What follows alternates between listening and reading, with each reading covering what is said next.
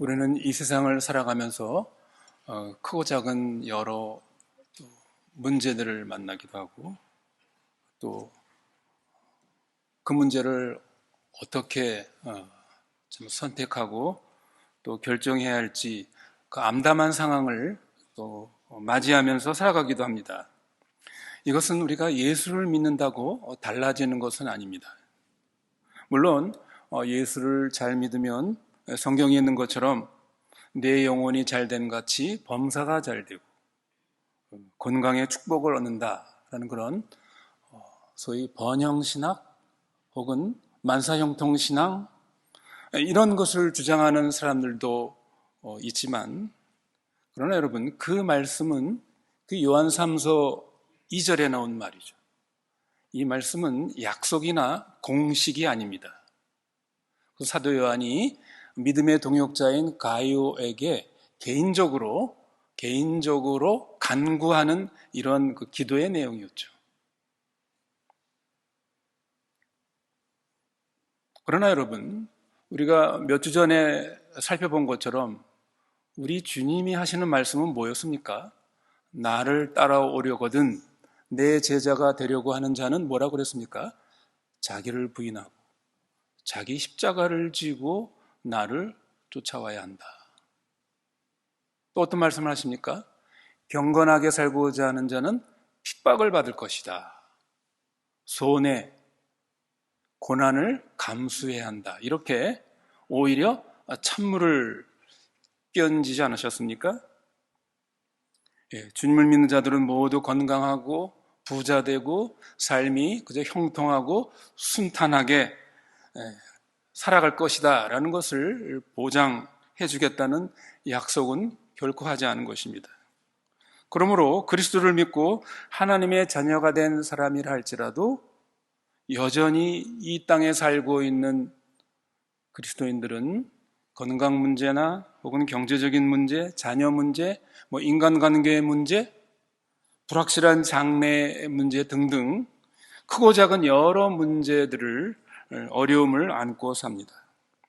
그러나 그럼에도 불구하고 우리 그리스도인에게는 다른 한 가지가 있죠.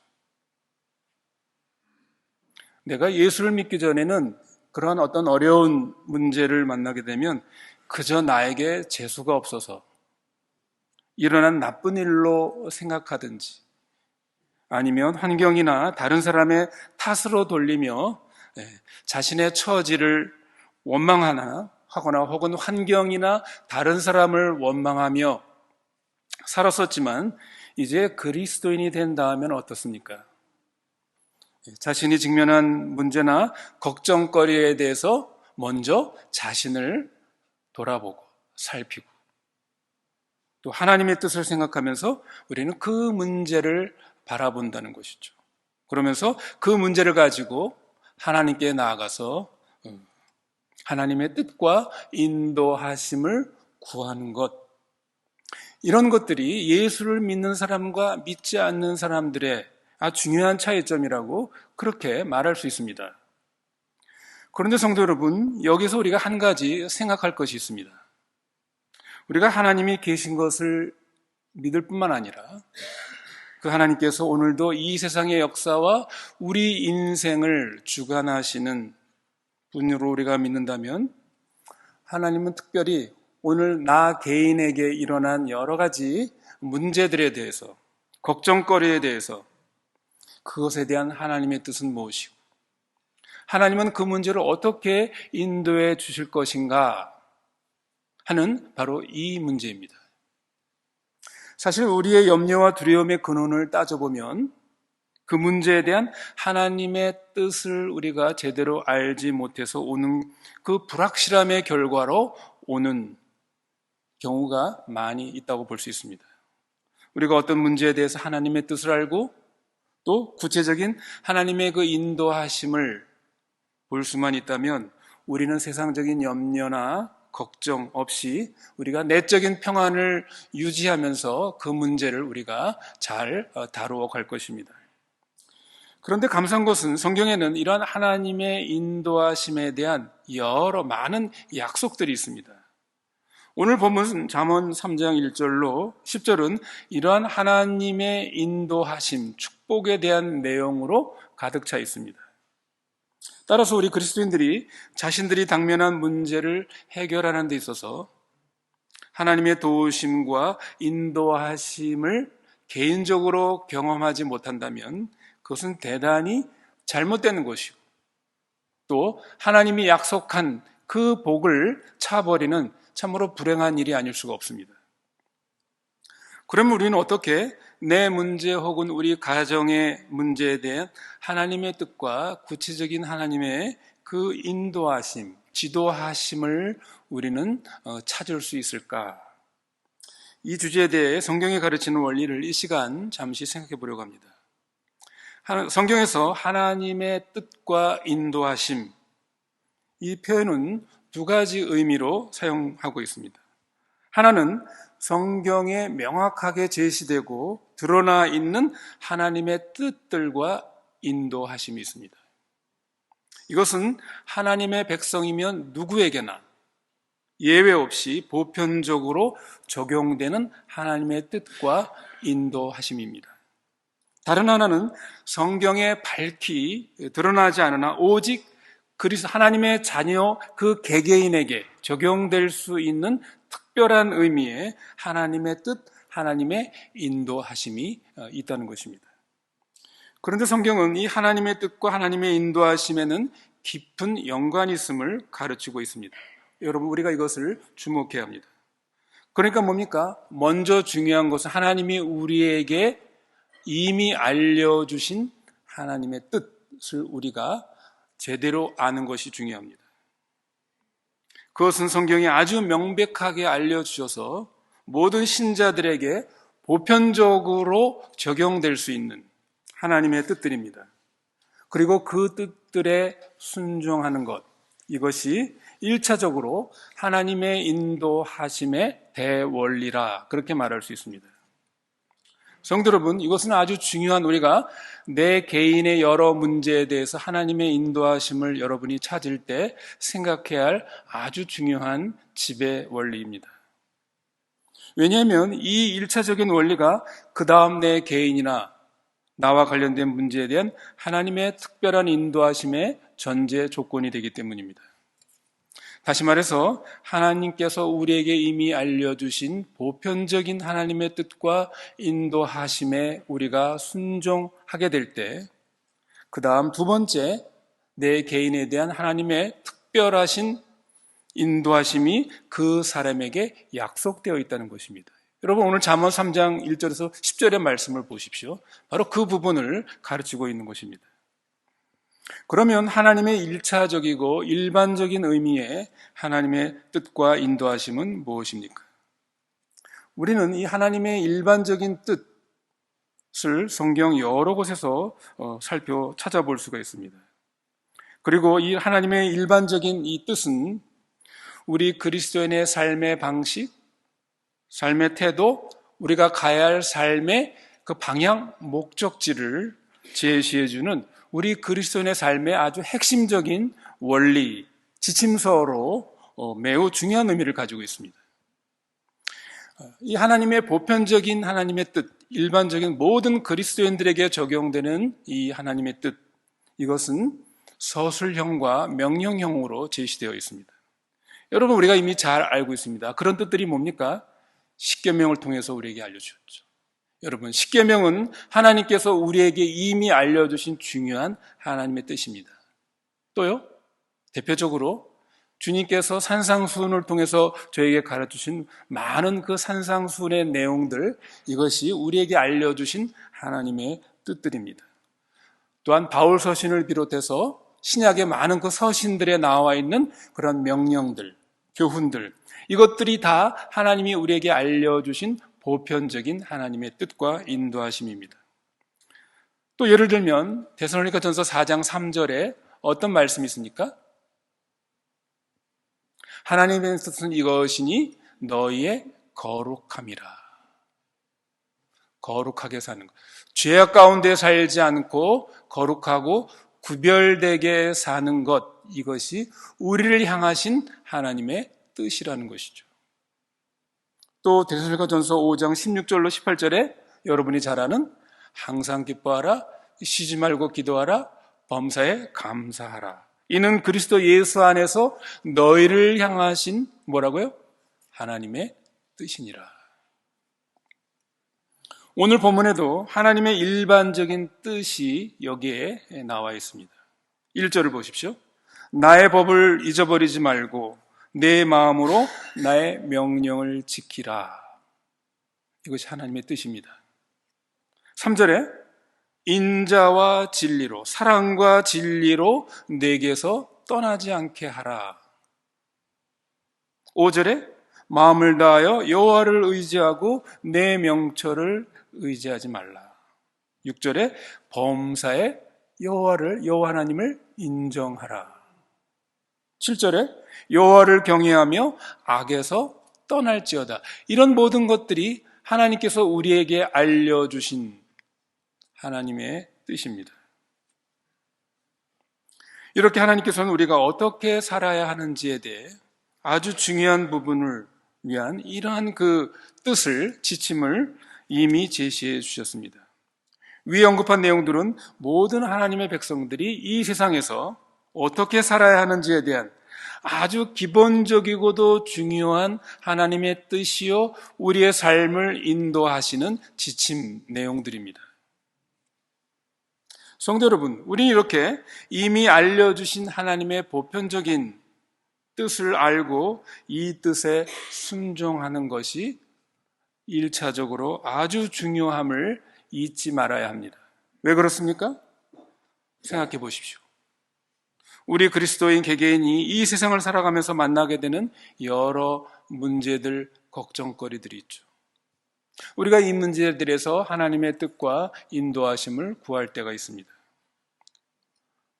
다양하죠. 예를 들면 내가 어느 도시에서 살아야 되는지, 또 내가 누구와 결혼해야 되는지, 말아야 되는지, 이런 문제들도 있고요.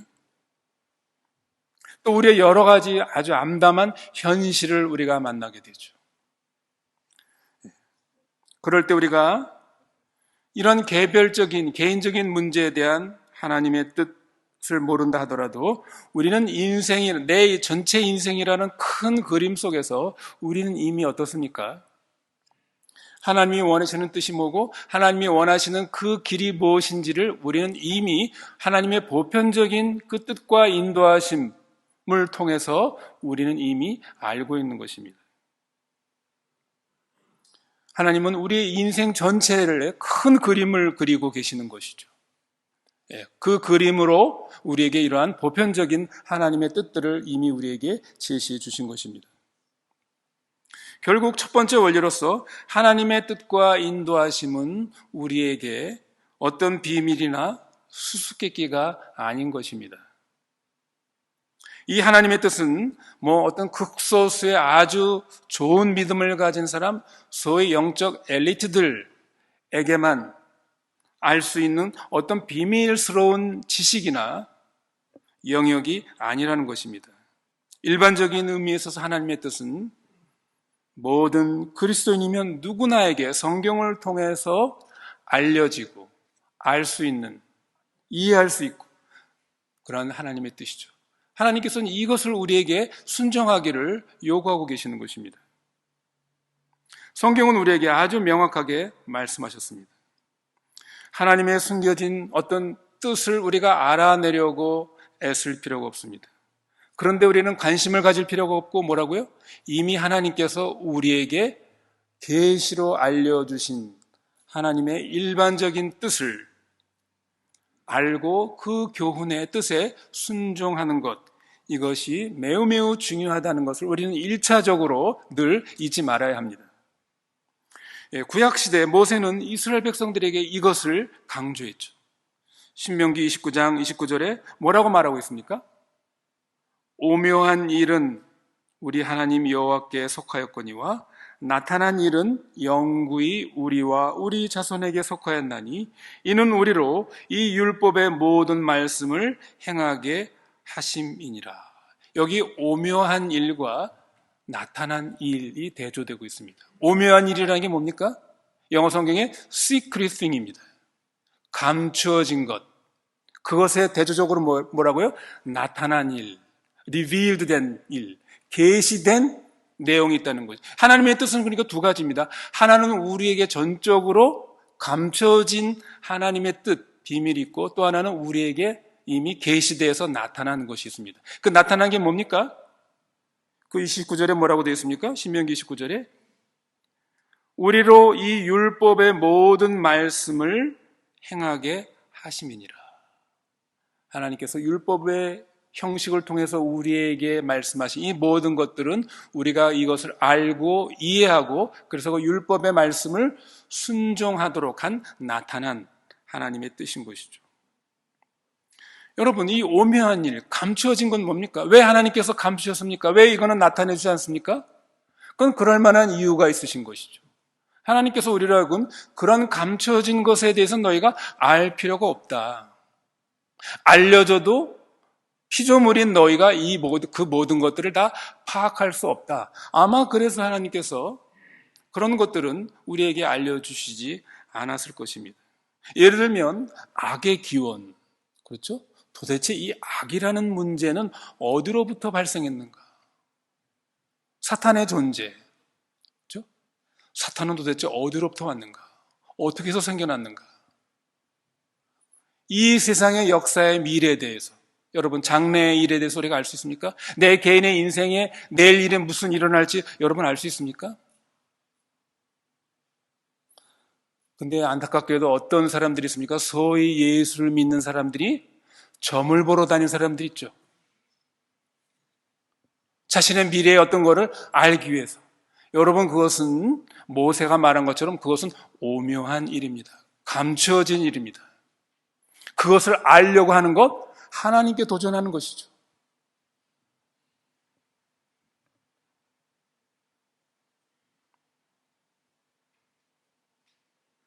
그래서 마틴 루터가 유명한 말을 하지 않습니까? 루터에게 와서 하나님은 이 세상 만물을 창조하시기 전에 무엇을 하셨습니까? 라고 이것을 알고 싶어하는 사람에게 뭐라고 그랬어요? 이런 질문을 그 같은 질문을 한 사람들을 위해서 지옥을 만들고 계셨다. 예. 하나님은 알려주신 말씀인 성경을 통해서 우리가 어떻게 해야 구원을 받고 어떻게 해야 하나님의 자녀의 신분을 얻을 수 있는지, 우리가 어떻게 새 생명을 얻을 수 있는지, 이런 모든 것들을 우리에게 다 알려주셨죠. 또 이렇게 새 생명을 얻은 그리스도인들이 이 세상에서 어떻게 살아야 되는지, 하나님이 원하시는 뜻이 무엇인지, 이런 것들을 성경의 계시를 통해서 명확하게 우리에게 알려주셨습니다. 물론 그것은 완전한 계시는 아닙니다만 충분한 계시입니다. 그러므로 성경이 하나님의 뜻이라고 제시한 내용은 우리의 삶을 인도하시기에 아주 충분한 지침이 된다는 사실을 우린 늘 하나님의 뜻과 인도하심을 생각할 때 첫 번째로 기억해야 할 아주 중요한 원리입니다. 바로 이것이 우리가 어떤 문제에 빠져 앞으로 나아갈 바를 알지 못한 아주 암담한 상황에 처했을 때, 그래서 우리가 하나님의 인도하심을 전혀 알지 못하는 그런 상황에 있다 할지라도 우리 그리스도인이 낙심하거나 좌절하지 않아야 할 이유가 바로 이것입니다. 왜 그렇다고요? 우린 이미 우리 인생에 대한 큰 그림, 큰 방향에 대한 하나님의 뜻과 인도하심을 알고 있는 사람들이기 때문에 그렇습니다. 내 어떤 구체적인 문제에 대해서 하나님의 뜻을 모른다 할지라도 그것은 그 영역에서의 불확실함이요, 혼란이요, 혼동함이요, 헤매미지, 내 전체의 인생을 볼 때 나는 이미 하나님께서 우리에게 명확한 길을 제시해 주셨고 어떻게 우리가 이 인생의 길을 가야 되는지에 대한 계시된 말씀을 통해서 우리에게 이미 명확하게 알려주신 것입니다. 둘째로 인도하심의 이 첫 번째 원리인 이미 성경의 계시로 제시된 이 보편적인 하나님의 뜻을 인식하고 순종하는 것이 왜 중요하냐? 그것은 바로 이 제시된 하나님의 일차적인 하나님의 뜻, 인도하심, 이것에 순종하는 자에게 두 번째, 그 개인에게 일어난 여러 가지 문제에 대해서 하나님의 특별한 뜻과 인도하심을 알려주신다는 것입니다. 이것이 바로 오늘 본문의 말씀입니다. 신약 성경도 마찬가지죠. 로마서 12장 1절 2절에 너의 몸으로 거룩한 산 제사를 드리라. 또 이 세대를 본받지 말라. 이게 뭐라고요? 이게 먼저 중요한 1차적인 하나님의 뜻입니다. 우리의 삶이 하나님 앞에서 거룩한 산 제사가 되지 않는다고 한다면 이 세대의 사고방식과 가치관을 내가 버리지 않고 여전히 이 세상의 사고방식과 가치관을 가지고 살아간다면, 그런데 관심이 없다고 한다면 하나님의 선하시고 기뻐하시고 온전하신 내 어떤 개인적인 문제에 대한 하나님의 선하시고 기뻐하시고 온전하신 뜻이 무엇인지 우리는 알지 못합니다. 하나님의 지도를 받을 수 없다는 것입니다. 하나님의 인도받을 것을 기대하지 말라, 그런 것입니다. 즉, 이 첫 번째 대원리인 하나님의 1차적인 뜻과 인도하심에 순종할 때, 두 번째, 우리 개별적인 하나님의 뜻과 인도하심의 원리가 작용한다, 이런 말씀입니다. 우리 자신이 하나님의 이 보편적인 뜻을 순종하고자 할 때 하나님께서는 우리가 그 길을 잃도록 그냥 내버려 두시지 않고 그 암담한 상황 속에서도 하나님께서는 우리의 길을 인도해 주실 것이다, 우리를 지켜주실 것이다 라는 것을 약속하셨습니다. 잠언 3장 9절에 뭐라고요? 내가 내 길을 지도하리라. 그러나 여러분, 그냥 하나님께서 무조건 지도한다고 그랬습니까? 그 앞에 뭐가 있어요? 그를 범사에 인정하라. 여호와 하나님을 범사에 인정할 때, 믿을 때 내가 내 길을 지도하리라 것이죠. 여러분, 오늘 본문 잠언 1장 3장 1절에서 10절까지 보면 홀수는 전부 다 뭡니까? 이 하나님의 뜻들로 나와 있습니다. 조건으로 나와 있습니다. 짝수절들은요, 그것에 대한 약속으로 나와 있죠. 여러분, 이것이 바로 하나님의 인도하심 혹은 하나님의 축복의 이중적인 성격입니다. 성경에 보면 하나님의 축복은 이중적인 성격을 가지고 있죠. 첫 번째는 뭡니까? 무조건적인 성격입니다. 하나님께서 거저 은혜로 우리에게 거저 주시는 것들. 아까 말씀드린 것처럼 우리가 구원을 받은 것, 우리가 하나님의 자녀가 된 것, 거듭난 것, 성령 하나님이 우리 안에 내주하시는 것, 이건 모두가 다 하나님이 무조건 은혜로 우리에게 주신 복들입니다. 그러나 여러분, 그것만 있는 것이 아닙니다. 성경에는 또 한편에서는 축복이, 하나님의 인도하심이 조건적인 부분을 또한 강조하고 있습니다. 지금 말씀드린 잠언 3장이 바로 그런 말씀이죠. 왜 하나님은 그러면 이왕 주신 거 다 그냥 공짜로 무조건 다 주시지 않고 너희가 이렇게 하면 내가 이렇게 하겠다, 왜 이러한 조건을 거기다 붙이셨는가? 여러분 생각해 보십시오. 왜 그렇습니까? 그것은 바로 우리 인간이 기계나 로봇가 아니라 바로 하나님의 형상으로 지음받은 인격적인 존재이기 때문입니다. 하나님이 인격적인 하나님이십니다. 여러분, 인격성의 특성이 뭡니까? 자유와 선택과 책임입니다. 그러니까 하나님은 우리를 굉장히 뭡니까? 아주 고상하게 고급으로 대하시는 것이죠. 우리를 저 무슨 기계나 짐승으로 대하는 게 아니라 우리를 인간으로 대한다는 것은 결국 하나님과 인격적인 파트너로 우리 인간을 대하시는 것이죠. 그렇기 때문에 우리에게 조건을 내고 너 이것에 대해서 네가 어떻게 할래? 너 선택해.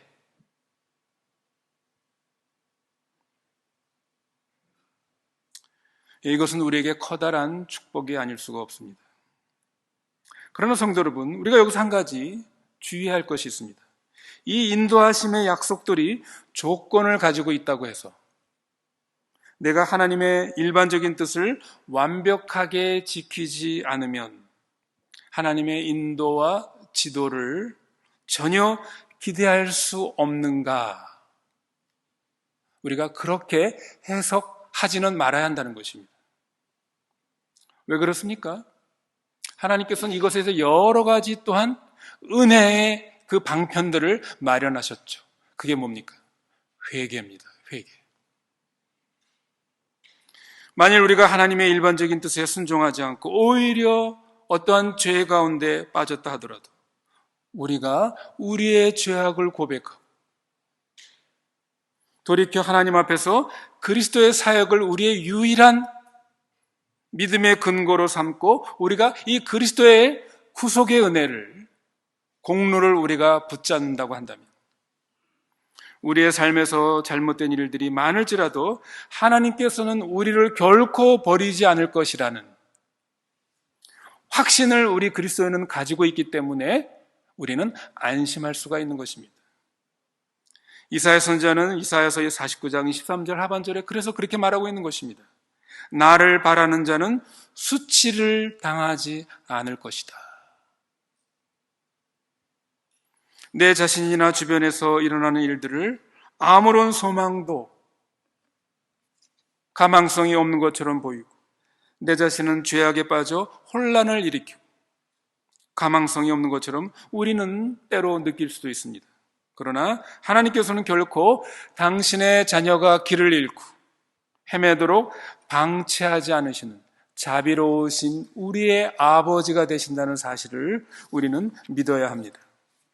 마지막으로 이 하나님의 인도하심에 대한 세 번째 원리는 믿음이 없이는, 우리의 믿음이 없이는 하나님의 인도하심도 불가능하다는 사실입니다. 오늘 본문 6절에 범사에 그를 인정하라 그랬습니다. 그가 누굽니까? 여호와 하나님이시죠. 그를 인정하라는 말은 범사에 그 하나님을 믿으라, 신뢰하라 라는 뜻입니다. 여러분, 믿음은 순수하게 신뢰하는 것입니다. 마치 어린아이가 엄마를 전적으로 의지하는 것처럼 우리가 하나님을 의지하고 하는 것입니다. 우리가 처음 예수를 구주로 믿게 된 것은 하나님의 은혜의 선물로 주어진 것입니다. 그러나 우리가 이제 그렇게 신자가 된 다음에 매일매일 매 순간 하나님을 신뢰하며 사는 것은 이것은 기계적으로 자동적으로 따라오는 것이 아닙니다. 우리는 성경이 하나님을 믿으라 라고 명령하고 있다는 것을 잊지 말아야 합니다. 왜 그렇습니까? 바로 하나님을 믿는 것이 하나님의 뜻이기 때문에 그렇습니다. 그러니까 이 하나님을 믿으라 라는 이 말보다 하나님의 더 보편적인 우리의 삶의 방향 제시, 인도하심, 이것보다 더 중요한 것은 없다는 것을 우리는 생각해야 합니다. 하나님을 신뢰하는 것, 그것이 바로 하나님의 뜻이고 하나님의 인도하심을 받는 비결입니다. 특히 단순히 하나님을 신뢰하는 믿음이 중요한 것은 우리가 문제의 어떤 와중에 있게 되면 어떻습니까? 우린 도무지 하나님을 믿을 것밖에 없는 이러한 상황에 빠졌을 때 우리는 하나님을 믿는 것이 얼마나 중요한 것인가, 이것을 우리는 깨달아야 합니다. 바울도 그런 경험이 있었죠. 고린도후서 1장 8절에 힘에 지나도록 심한 고생을 받아 살 소망까지 끊어지고, 바울은 이런 경험들을 했습니다. 우리도 바울처럼 때때로 이 인생을 살아가면서 깊은 좌절과 무력감에 빠질 때가 있습니다. 우리는 하나님의 계명들을 알면서도 지키지 못하는 경우가 참 많이 있습니다. 우리는 혼란에 빠지고 실망에 사로잡힙니다. 특히 현 상황이 암담하거나 미래가 불확실할 때 이런 일이 일어납니다. 그럴 때 어떻게 해요? 사탄은 우리에게 아주 철두철미하게 우리에게 좌절감, 무력감, 안겨주기 위해서 아주 교묘하게 우리의 심리를 조작하기도 합니다. 불안을 조성하고 두려움을 느끼게 하고, 그래서 계속해서 나 자신의 그런 무력과 무능에 대해서, 연약함에 집중하도록 이렇게 하는 것이죠. 그래서 결국 우리로 하여금 나는 아무런 가치가 없는 존재다, 이런 나 같은 존재, 나 같은 이런 무가치한 자에게 하나님이 과연 관심을 가질까? 하나님이 여전히 그래도 나를 사랑할까? 우리 곁을 떠나신 건 아닌가? 이러한 의심과 의문을, 불신을 사탄은 우리에게 갖게 만드는 것입니다. 이럴 때 우리는 공경에 빠진 어린아이처럼 하늘에 계신 우리 아버지께 부르짖어야 합니다. 여러분, 그때 우리가 할 일이 뭐가 있겠습니까? 오직 하나님께 부르짖고 하나님을 믿는 것밖에 없습니다.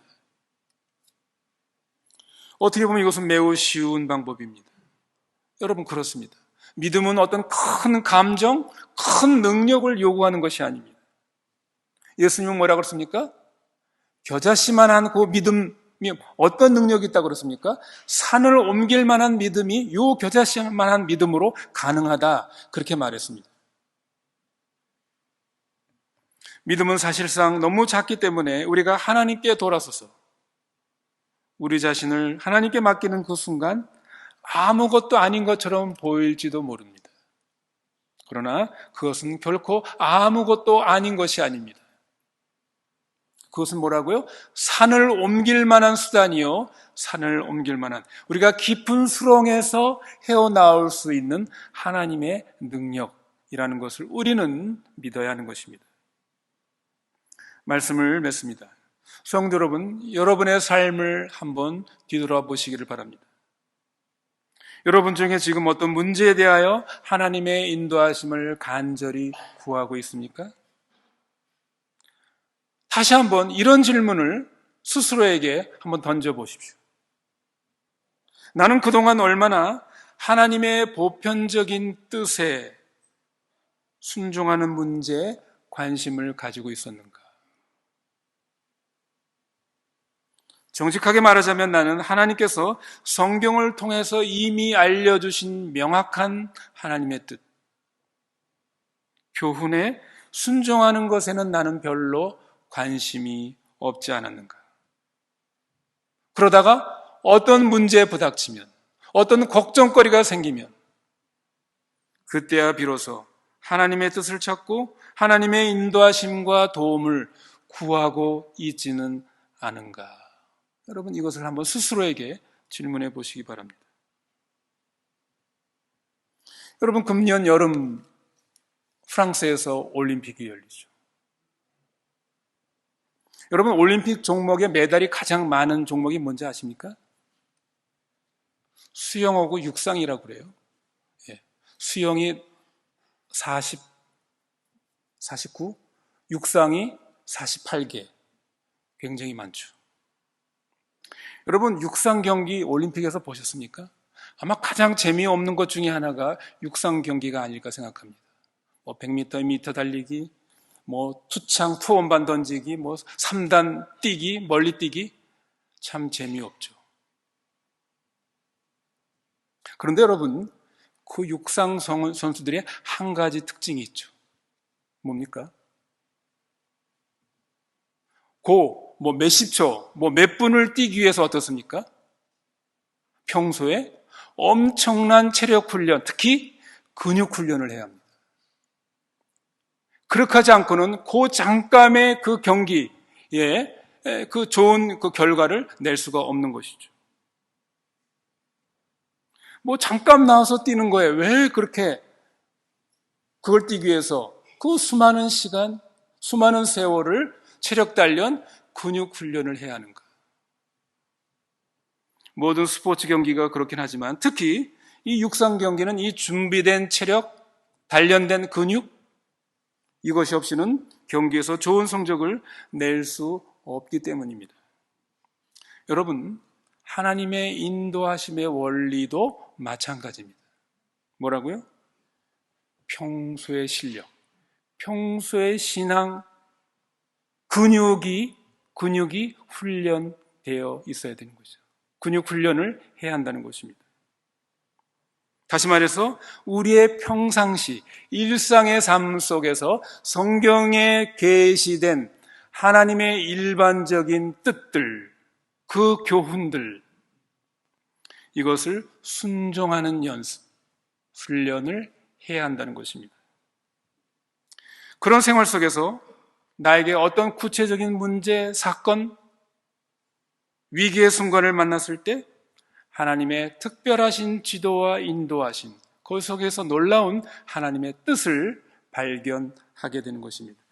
놀라운 이것은 그리스도인의 영적 체험이 아닐 수가 없습니다. 여러분, 우리는 이 순서를 바꿔서는 안 됩니다. 범사에 그의 명령을 지키라. 여호와를 인정하라.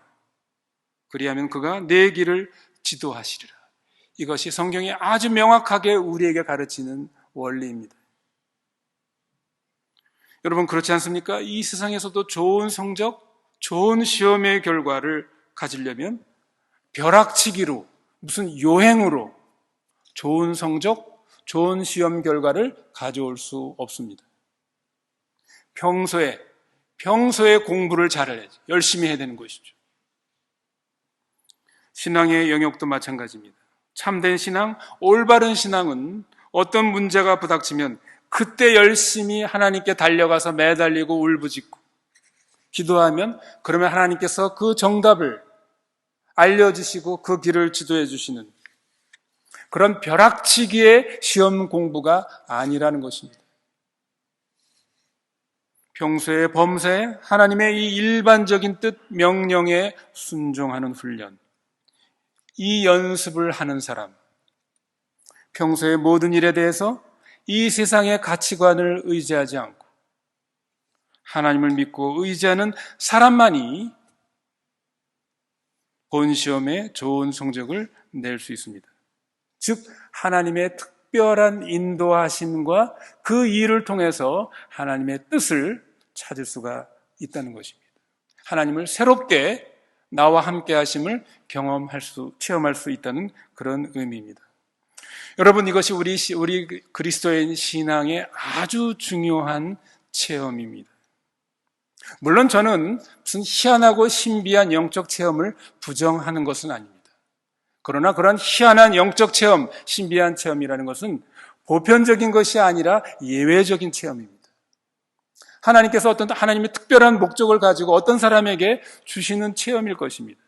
그래서 그것은 성경에 그런 신비롭고 희한한 체험을, 영적 체험을 하라고 성경은 우리에게 명령하거나 그것을 약속하지 않았습니다. 그러나 어떤 문제를 통해 하나님의 뜻을 깨닫고 하나님의 인도하심을 체험하는 것, 이것은 모든 우리 그리스도인들이 가져야 할 아주 중요한 영적 신앙 체험입니다. 그러기 위해서 우리는 어떻게 해야 된다고요? 우리의 매일의 일상의 삶 속에서 하나님께서 우리에게 주신 일반적인 명령들, 범사에 그의 뜻에 순종하는 훈련이 우리들에게 있어야겠습니다. 여러분, 이것이 우리가 하나님이 오늘도 살아계시고 오늘도 내 인생 속에 역사하신다는 것을 믿는 그 믿음의 실상이요 증거입니다. 저와 여러분이 이렇게 하나님의 살아계심과 오늘도 내 인생 속에 역사하시는 분이심을 체험하는 그 복을 얻는 저와 여러분이 되시기를 바랍니다.